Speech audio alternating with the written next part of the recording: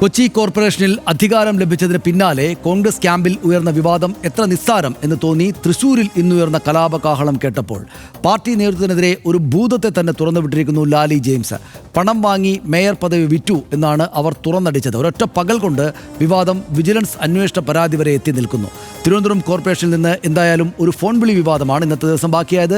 അത് കത്തു മുമ്പേ കെട്ടെങ്കിലും രാഷ്ട്രീയ നാടകങ്ങളും അപ്രതീക്ഷിത നീക്കങ്ങളും നടക്കാനിരിക്കുന്നത് മുഴുവൻ തിരുവനന്തപുരത്തായിരിക്കും എന്ന് രാഷ്ട്രീയം നിരീക്ഷിക്കുന്നവർക്കറിയാം. നമുക്ക് RDX റാപ്പ് കാണാം ആദ്യം.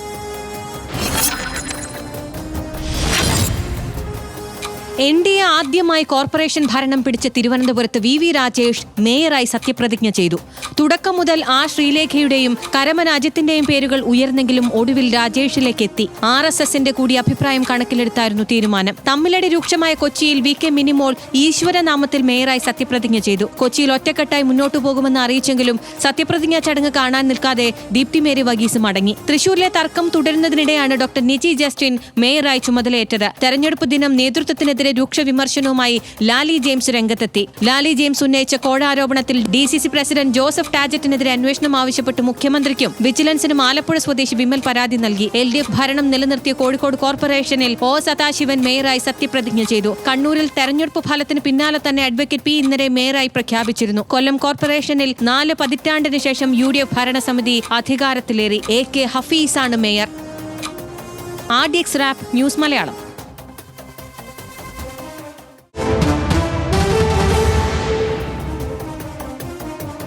തൃശൂരിൽ ലാലി ജെയിംസ് ഉയർത്തിയ കലാപക്കൊടിയാണ് ഇന്നത്തെ പ്രധാനപ്പെട്ട വാർത്ത എന്ന് തന്നെ കാണണം. തൃശൂരിൽ മേയർ പദവി പണം വാങ്ങി വിറ്റു എന്ന ഗുരുതര ആരോപണമാണ് ലാലി ജെയിംസ് ഉന്നയിച്ചത്. പാർട്ടി നേതൃത്വത്തിനെതിരെയും മേയർ നിജി ജസ്റ്റിനെതിരെയും കടുത്ത ആരോപണമാണ് ലാലി ഇന്ന് പലപ്പോഴായിട്ട് പറഞ്ഞത്. 2 ദിവസം മുമ്പ് നിജി ജസ്റ്റിൻ പണപ്പെട്ടിയുമായി നേതാക്കളെ പോയി കണ്ടെന്നാണ് തുറന്നടിച്ചത് ലാലി ജെയിംസ്. പണം ഇല്ലാത്തതിനാലാണ് ഗ്രൂപ്പ് കളിച്ച് തന്നെ തഴഞ്ഞത് എന്നും ലാലി വെളിപ്പെടുത്തി ഇന്ന് പലപ്പോഴായിട്ട്.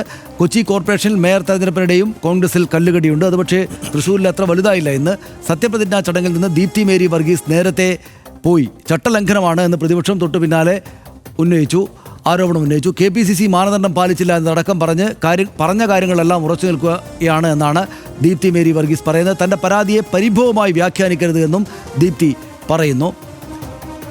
തലസ്ഥാനത്തെ ഫോൺ വിളി വിവാദം ഇതാണ്. തിരുവനന്തപുരം മേയറായ VV രാജേഷിനെ മുഖ്യമന്ത്രി വിളിച്ച് അഭിനന്ദിച്ചു എന്നാണ് ആദ്യം വന്ന വാർത്തകൾ. എന്നാൽ VV രാജേഷിനെ അഭിനന്ദനം അറിയിച്ചു എന്ന വാർത്ത മുഖ്യമന്ത്രിയുടെ ഓഫീസ് തള്ളി. VV രാജേഷ് അങ്ങോട്ട് വിളിച്ചതാണ്. മുഖ്യമന്ത്രിയോട് സംസാരിക്കാൻ പേഴ്സണൽ അസിസ്റ്റന്റിനെ വിളിച്ചത് രാജേഷ് അങ്ങോട്ടാണ് എന്നതാണ് പ്രധാനപ്പെട്ട കാര്യം. മുഖ്യമന്ത്രി അടുത്തില്ലാത്തതിനാൽ പിന്നീട് കണക്ട് ചെയ്ത് സംസാരിക്കുകയായിരുന്നു എന്ന വിശദീകരണം വന്നു. മേയറാകാൻ പോവുകയാണെന്നും നേരിട്ട് കാണാമെന്നും അറിയിച്ചത് VV രാജേഷാണ് അങ്ങോട്ട് വിളിച്ച്. അങ്ങനെ ആകട്ടെ അഭിനന്ദനങ്ങൾ എന്ന് മുഖ്യമന്ത്രി പ്രതികരിച്ചെന്നും അദ്ദേഹത്തിൻ്റെ ഓഫീസ് പിന്നീട് ഫേസ്ബുക്ക് പോസ്റ്റിലൂടെ വ്യക്തമാക്കി. തിരുവനന്തപുരം കോർപ്പറേഷനിലെ മേയർ വോട്ടെടുപ്പിൽ പരാതി ഉന്നയിക്കുകയാണ് CPM ഇന്ന് ചെയ്തത്. ചട്ടലംഘന പരാതി. ബലിദാനത്തിൻ്റെ പേരിൽ സത്യപ്രതിജ്ഞ ചെയ്ത 20 BJP അംഗങ്ങളെ മാറ്റി നിർത്തണമെന്നാണ് CPIM ആവശ്യപ്പെട്ടിരിക്കുന്നത്. ഡിജിറ്റൽ തെളിവുകൾ കൈവശമുണ്ട്. നടന്നത് ചട്ടലംഘനമാണെന്നും CPIM പറയുന്നു. പരാതി കലക്ടർ അനുകുമാരി തള്ളി. കോടതിയെ സമീപിക്കാനാണ് കലക്ടർ നിർദ്ദേശിച്ചത്. ഈ പരാതി ഉന്നയിച്ച ആളുകളോട്. പാലായിൽ ജൻസി ചെയർപേഴ്സൺ വന്നിരിക്കുന്നു. 21 വയസ്സുകാരി ദിയ ബിനു പുളിക്കക്കണ്ടം പാലാ നഗരസഭാ ചെയർപേഴ്സണായിട്ട് ഇന്ന് ചുമതലയേറ്റു. അങ്ങനെ ഒരു ചരിത്രം അവിടെ ഉണ്ടായി. രാജ്യത്തെ ഏറ്റവും പ്രായം കുറഞ്ഞ നഗരസഭാ അധ്യക്ഷ എന്ന നേട്ടമാണ് ദിയ പുളിക്കക്കണ്ടം കൈവരിച്ചത്. ആർക്കും കേവല ഭൂരിപക്ഷമില്ലാതിരുന്ന പാലായിൽ പുളിക്കക്കണ്ടം കുടുംബം നിർണായകമായി. 3 അംഗങ്ങൾ അവർക്കുണ്ട്. പാലാ നഗരസഭയിൽ ആദ്യമായി കേരള കോൺഗ്രസ് M പ്രതിപക്ഷത്തേക്ക് പോയിരിക്കുന്നു എന്നതും ഈ തവണത്തെ പ്രത്യേകതയായി. കൽപ്പറ്റയിൽ മറ്റൊരു ചരിത്രം സൃഷ്ടിച്ച് LDFലെ P വിശ്വനാഥൻ കൽപ്പറ്റ നഗരസഭാ അധ്യക്ഷനായിട്ട് വന്നു. പണിയ വിഭാഗത്തിൽ നിന്നുള്ള രാജ്യത്തെ ആദ്യത്തെ നഗരസഭാ ചെയർപേഴ്സണാണ് അദ്ദേഹം എന്നതാണ് അവിടെ നിന്നുള്ള സവിശേഷത. ഇതാണ് പ്രധാനപ്പെട്ട കാര്യങ്ങൾ. തൃശ്ശൂരിൽ നൂലിൽ കെട്ടിയിറക്കിയ സ്ഥാനാർത്ഥിയാണ് മേയറായത് എന്ന് ലാലി ജെയിംസ് ആരോപിച്ചു. തൃശ്ശൂർ മേയർ സ്ഥാനാർത്ഥിക്ക് വേണ്ടി KC വേണുഗോപാൽ ഗ്രൂപ്പ് കളിച്ചെന്നും അവർ ആരോപിച്ചു. പരാതി ഉണ്ടെങ്കിൽ KPCC നേതൃത്വത്തെ അറിയിക്കുകയാണ് വേണ്ടതെന്ന് DCC പ്രസിഡന്റ് ജോസഫ് ടാജറ്റ് പറഞ്ഞു. ലാലിയെ പിന്തുണച്ചവരെ പോലും നിരാശരാക്കുന്ന അടിസ്ഥാനരഹിത പ്രതികരണം എന്നായിരുന്നു KPCC പ്രസിഡന്റ് സണ്ണി ജോസഫിൻ്റെ ഇതോടുള്ള പ്രതികരണം. അവസാനം ഗതിയില്ലാതെ വന്നപ്പോൾ അവർ ഒരു വ്യക്തിയെ നൂലും ഇറക്കി കൊണ്ടുവന്നു. ഇവിടെ KC വേണുഗോപാൽ എന്ന് പറയുന്ന നേതാവിൻ്റെ ഗ്രൂപ്പാണ് ഇതിവിടെ കളിച്ചിട്ടുള്ളത്. മുതിർന്ന നേതാക്കളായി സംസാരിച്ചിട്ട് ഞാനെടുത്ത തീരുമാനമാണ്. അപ്പോൾ ആ തീരുമാനത്തെ സംബന്ധിച്ച് ആർക്കെങ്കിലും എന്തെങ്കിലും അഭിപ്രായ വ്യത്യാസങ്ങളുണ്ടെങ്കിൽ അവർക്ക് KPCCയെ സമീപിക്കും. അവരെ പേരുണ്ടായിരുന്നു, അത് നടന്നില്ല. ഇനി ആർക്കെങ്കിലും ആ വ്യക്തിയോട് താല്പര്യം ഉണ്ടായിരുന്നെങ്കിൽ അവരെ പോലും നിരാശരാക്കുന്ന അടിസ്ഥാനരഹിതമായ ഒരു ആക്ഷേപമാണ് ഉന്നയിച്ചിട്ടുള്ളത്. തിരുവനന്തപുരത്ത് നടന്നത് ജനാധിപത്യ വിരുദ്ധമായ മേയർ തെരഞ്ഞെടുപ്പ് എന്ന് CPIM ആരോപണം ഉന്നയിച്ചു. 20 BJP അംഗങ്ങളുടെ സത്യപ്രതിജ്ഞ സംബന്ധിച്ച പരാതി നേരത്തെ തന്നെ ഉന്നയിച്ചിരുന്നു. എന്നാൽ ഹൈക്കോടതിയെ സമീപിക്കാനാണ് റിട്ടേണിംഗ് ഓഫീസർ പറഞ്ഞത്. ഇക്കാര്യത്തിൽ ഹൈക്കോടതിയെ സമീപിക്കാൻ തന്നെയാണ് തീരുമാനമെന്നും CPIM ഇന്ന് വ്യക്തമാക്കി. നമ്മുടെ ചട്ടങ്ങളുടെ അടിസ്ഥാനപ്പെടുത്തിയിട്ട് തികച്ചും ചട്ടലംഘനമായിട്ടുള്ള സത്യപ്രതിജ്ഞയാണ് നടന്നിരിക്കുന്നത്. ഈ നഗരസഭയ്ക്കകത്ത് വരുമ്പോൾ തന്നെ ഇതിനെ കാവ്യവൽക്കരിക്കാനും വരുന്ന നാളുകളിൽ ഞങ്ങൾ ഈ കാവ്യവൽക്കരണവുമായി മുന്നോട്ട് പോകുമെന്നുള്ളതാണ് ഇന്നത്തെ ഈ തെരഞ്ഞെടുപ്പ് എന്ന് പറയുന്നത്.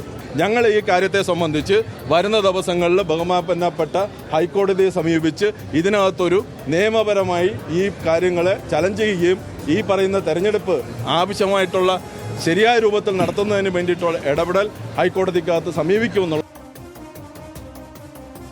പക്ഷേ ഇന്നിപ്പോൾ LDFനും UDFനും BJPക്കും ഒക്കെ സന്തോഷമുള്ള കാര്യങ്ങളുണ്ടെങ്കിലും ഈ മാൻ ഓഫ് ദ മാച്ച് പോലെ ഈ ദിവസത്തിൻ്റെ താരങ്ങളായത് UDF തന്നെയാണ്, കോൺഗ്രസിൻ്റെ നേതാക്കളാണ്.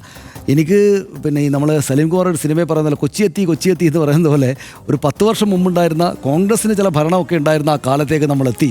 കുറേയേറെ ആൻ്റണിയുടെയും കരുണാകരൻ്റെയും ഒക്കെ കാലമുണ്ടല്ലോ, അങ്ങോട്ടും ഇങ്ങോട്ടും തമ്മിൽ തല്ലുന്ന ഇത്തരത്തിൽ ആരോപണങ്ങൾ ഇഷ്ടംപോലെ അന്തരീക്ഷത്തിലേക്ക് വരുന്ന ആ ഒരു കോൺഗ്രസും UDFും ഭരിക്കുന്ന ഒരു കാലത്തേക്ക് നമ്മൾ എത്തുകയാണ് എന്ന തോന്നൽ, ഒരു ദേജാവ് ഉണ്ടാക്കിയ ദിവസമാണ് എനിക്കിന്ന്. പക്ഷേ എന്താ തോന്നുന്നത്, കഴിഞ്ഞ കുറച്ചു കാലമായി ഒരു അവാർഡ് പടം പോലെയാണ് പൊക്കോണ്ടിരുന്നത്.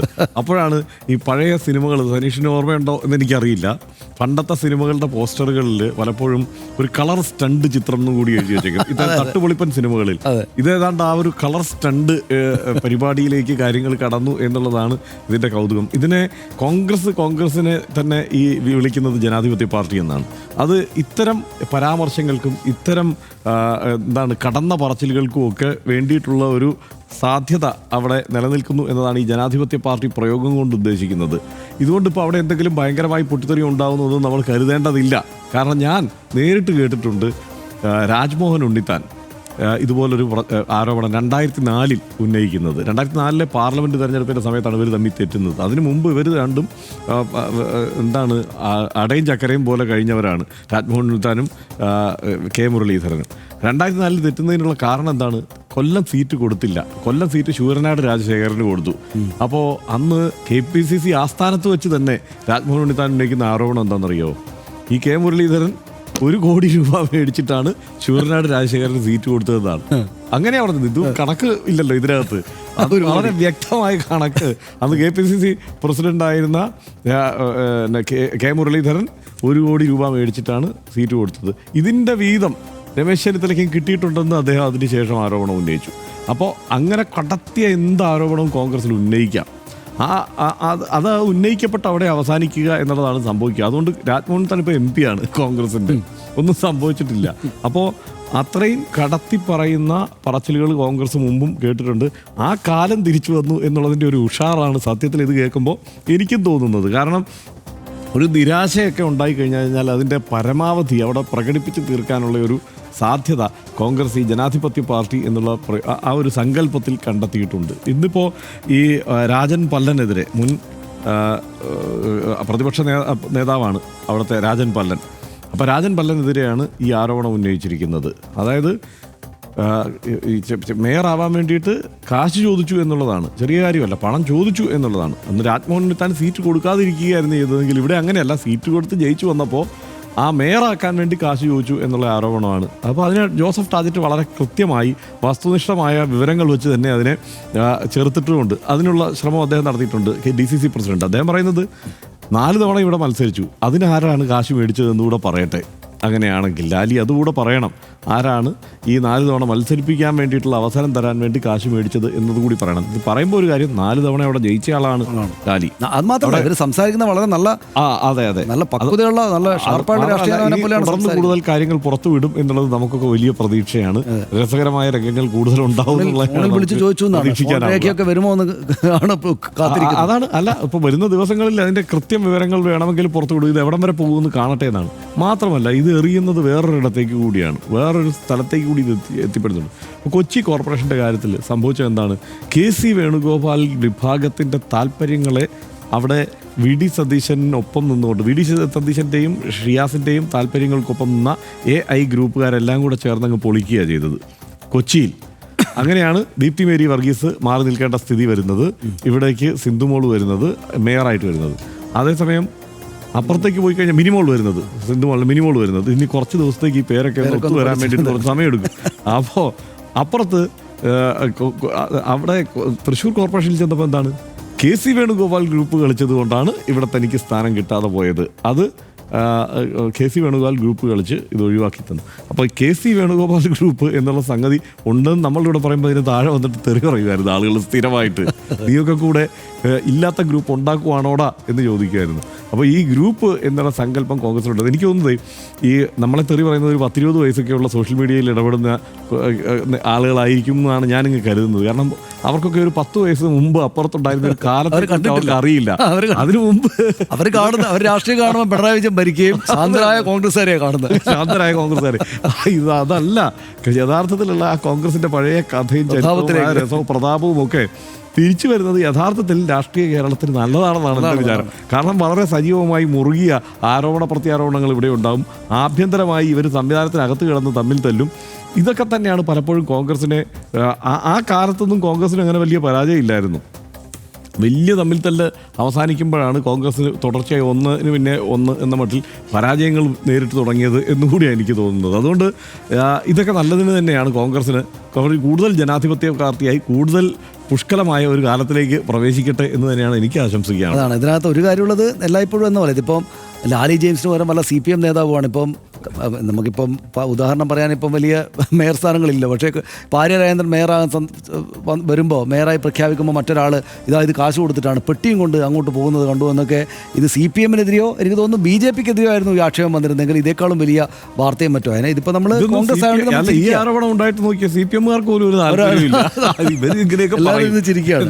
പക്ഷെ നാളെ മുതൽ കുറച്ചുകൂടെ ഗൗരവം. പക്ഷേ ഈ പറഞ്ഞതിലേ അതിൽ കൂടുതലൊന്നും പറയാനില്ല. പക്ഷേ നല്ല കൗതുകമുള്ളൊരു വാർത്ത എനിക്ക് പെരുമ്പാവൂർന്നാണ്.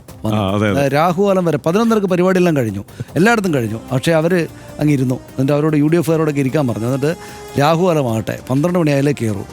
ആദ്യം 1-2 ആളുകൾ പറഞ്ഞു നോക്കി, പക്ഷേ പറ്റില്ല.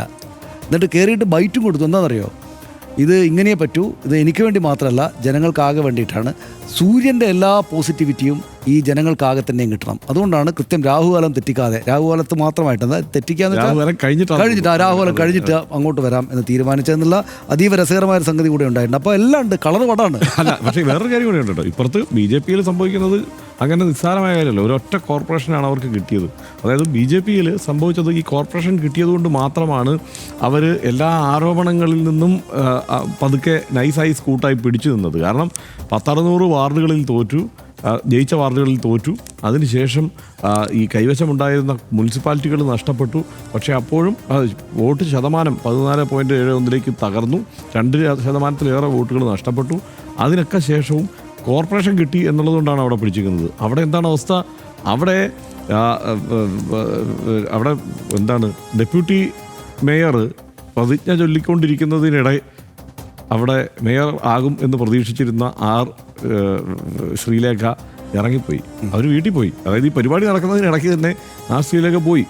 പിന്നീട് മേയർ VV രാജേഷ് ശ്രീലേഖയെ വീട്ടിൽ പോയി കാണുകയായിരുന്നു.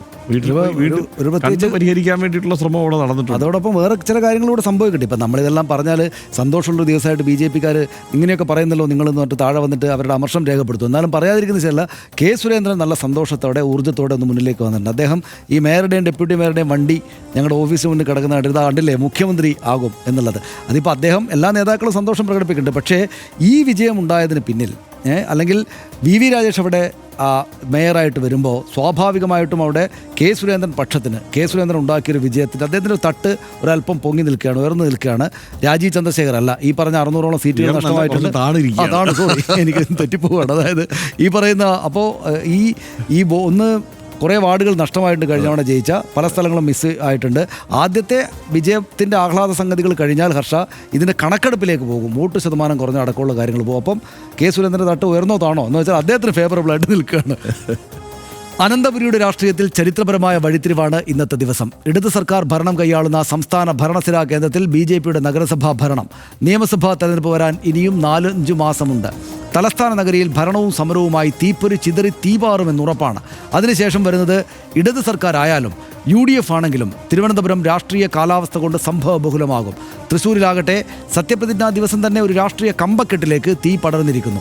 വരും ദിവസങ്ങളിൽ അതിന് തുടർ പൊട്ടിത്തെറികൾ ഉണ്ടാകുമെന്ന് ഉറപ്പാണ്. കൊച്ചിയിലും വിഭാഗീയ ഉപശാലകൾ സജീവമായിട്ടുണ്ട്. പല താല്പര്യക്കാരുടെ അമർഷം ഉമിത്തി പോലെ പുകയുന്നുണ്ട്. അവിടെയും തുടർ ചലനങ്ങൾ സ്വാഭാവികമായും ഉണ്ടാകും. പാലായിലെ ബേബി ചെയർപേഴ്സണും തലശ്ശേരിയിൽ കാരായി ചന്ദ്രശേഖരനും ഭൂരിപക്ഷമില്ലാതെ BJP അധികാരമേറ്റ തൃപ്പൂണിത്തുറയും പാലക്കാടും വരും ദിവസങ്ങളിലും നിരന്തരം വാർത്തകൾ ഉണ്ടാകും എന്ന് ഉറപ്പാണ്. അടുത്ത വിഷയത്തിലേക്ക് ഇടവേളയ്ക്ക് ശേഷം.